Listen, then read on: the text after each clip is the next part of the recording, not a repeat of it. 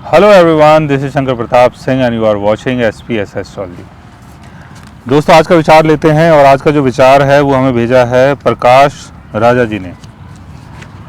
और ये लिखते हैं, मेष राशि में 12th घर में बुध नीच के हैं। नीच के नहीं हैं, बट मेष राशि में 12th हाउस में आप बुध की प्लेसमेंट को मान सकते हैं कि 12th हाउस में बुध आपका एरी साइन में हो, मेष में हो, तो इसका क्या प्रभाव होगा। और इसकी डिग्री भी 1 है। तो मेष राशि में अगर बुध 12th हाउस में होगा तो पहली बात तो यह है कि बुध आपका डेबिलिटेशन में नहीं है और 1 डिग्री पर है। और 1 डिग्री पर अगर आपका बुध है तो इसका मतलब ये हुआ कि बुध अभी जस्ट 12th हाउस की राशि में आया है। यानी जो भी 12th हाउस की राशि है, जैसे आपने बताया मेष, तो मेष राशि में बुध अभी वहाँ पर आया है। यानी बुध का अभी वहाँ समझ लो आप कि 10% आप मान सकते हैं कि 10% बुध जो है आपका मेष राशि में आ चुका है, क्योंकि टोटल जो डिग्री होती है वो 30 डिग्री होती है। तो 1 डिग्री पर अगर आपका है बुध तो 10% भी नहीं, हम इसको 3% मान सकते हैं। 10% मैं गलत बोल रहा हूँ, 3%, 3 to 4% बुध आपका एंटर हो चुका है मेष में। तो इसके होने से देखिए, पहले तो आपको ये देखना है कि बुध आपके कौन से हाउस का लॉर्ड है।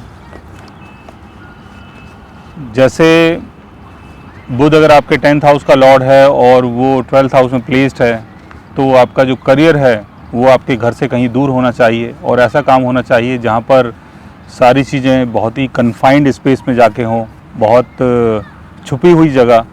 जैसे एक डॉक्टर काम करते हैं, जैसे एक आर्टिस्ट काम करता है, जैसे कोई फिल्म का डायरेक्टर काम करता है, बिहाइंड द कर्टन रह के काम करना, या विदेश जाके काम करना, या अपने लोगों से कहीं दूर रह के काम करना।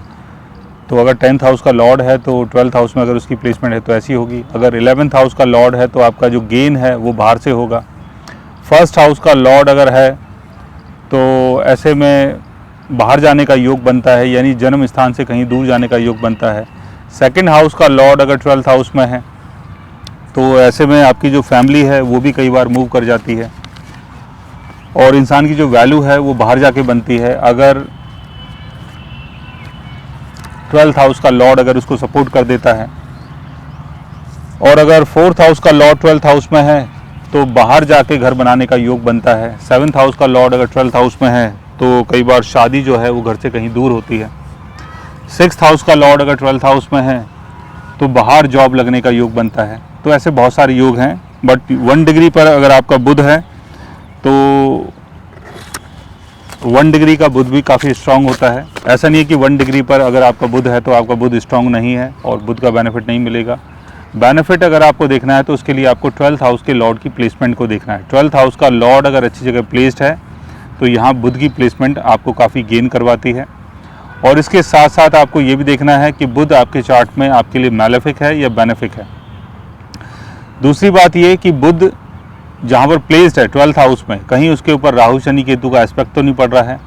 और D9 चार्ट में बुध की क्या प्लेसमेंट है, मून चार्ट में बुध कहाँ पर प्लेस्ड है, और 40 चार्ट में बुध की क्या प्लेसमेंट है, ये सारी चीज़ें देखी जाती हैं।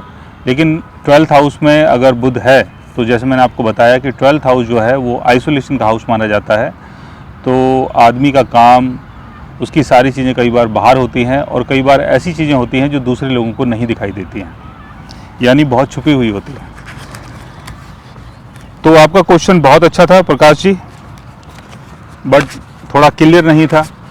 तो आगे जब भी आप अपना क्वेश्चन डालें तो थोड़ा सा क्लियर करके डालें कि लगन क्या है और बुध कौन सी राशि में प्लेस्ड है, या कोई भी ग्रह जिसके बारे में आप पूछना चाहते हैं वो कौन सी राशि में है और लगन क्या है आपका। ये सारी चीज़ें आप अगर थोड़ा सा क्लियर कर देंगे तो चीज़ों में थोड़ी और आसानी होगी।